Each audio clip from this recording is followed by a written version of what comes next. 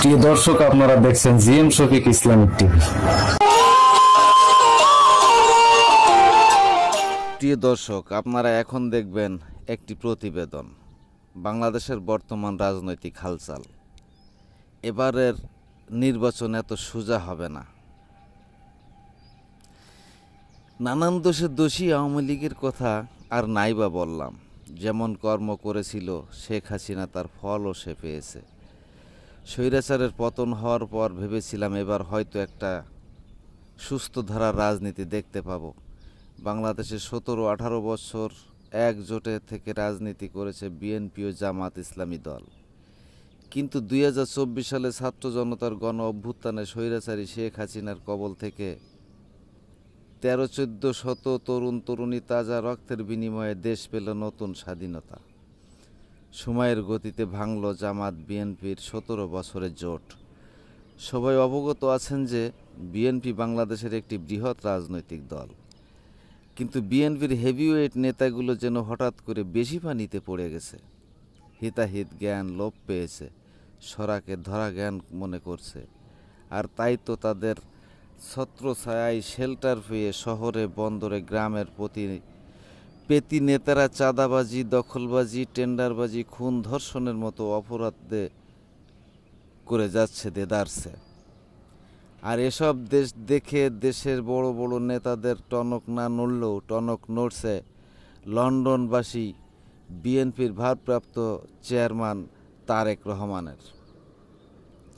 তাই তো উনি ভার্চুয়ালি যুক্ত হয়ে একাধিকবার বলেছেন এবারকার নির্বাচন এত সহজ হবে না। জনগণ যদি একবার মুখ ফিরিয়ে নেয় তাহলে আর কোনো উপায় থাকবে না। তারেক সাহেবের এই গুরুত্বপূর্ণ কথাগুলো আমলে নেয়নি দেশের নেতারা। কিন্তু আজ ঢাকা বিশ্ববিদ্যালয়, জাহাঙ্গীরনগর বিশ্ববিদ্যালয়ের নির্বাচন বুঝিয়ে দিয়ে গেল যে এবারকার নির্বাচন এত সহজ হবে না। সে কথার মর্ম কথা। যতই বিএনপি বারবার 71 সালের স্বাধীনতার কথা বলে জামাত ইসলামী দলকে ছোট করতে চাইছে, এখন বিএনপির কথা শুনলেই জনগণ বিরক্ত হয়, শুনতে চায় না।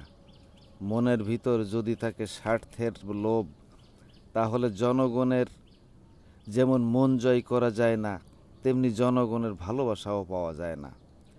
নেতা তো সেই যে সর্বদা নিজে পাওয়ার চিন্তা না করে দেশ ও দেশের মানুষকে কি দিতে পারলো সেটা ভাবা। কথাই বলে, শত্রু যত ছোটই হোক না কেন তাকে কখনো ছোট ভাবা উচিত নয়। খরগোশ ছোট ও দুর্বল ভেবেছিল কচ্ছপকে, তাই তো খরগোশ নয়, দৌড়ে জিত হয়েছিল কচ্ছপের। যার একটা জ্বলন্ত উদাহরণ ডাকসু ও জাকসু ছাত্র নির্বাচন। এমনকি আগামী জাতীয় সংসদ নির্বাচনেও একই অবস্থা হবে বিএনপির কপালে, এমন ধারণা করছে বর্তমান দেশের সাধারণ জনগণ।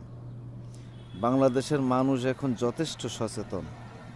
আগে টাকা দিয়ে ভোট কেনা যেত, কিন্তু এখন টাকা দিতে গেলে ভোটাররা মনে করে টাকা দিয়ে ভোট কিনতে চাইলে এই দলের মধ্যে নিশ্চয়ই কোনো ঘাপলা। সুতরাং টাকা ভোটাররা নিবে, না নিয়ে ভোটাররা শত্রু হতে চাবে না কোনো দলের সাথে।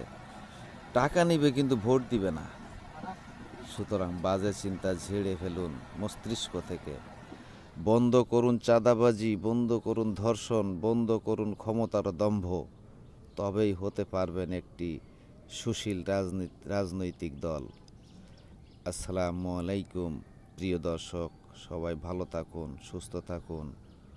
আজ এ পর্যন্ত। আল্লাহ হাফেজ।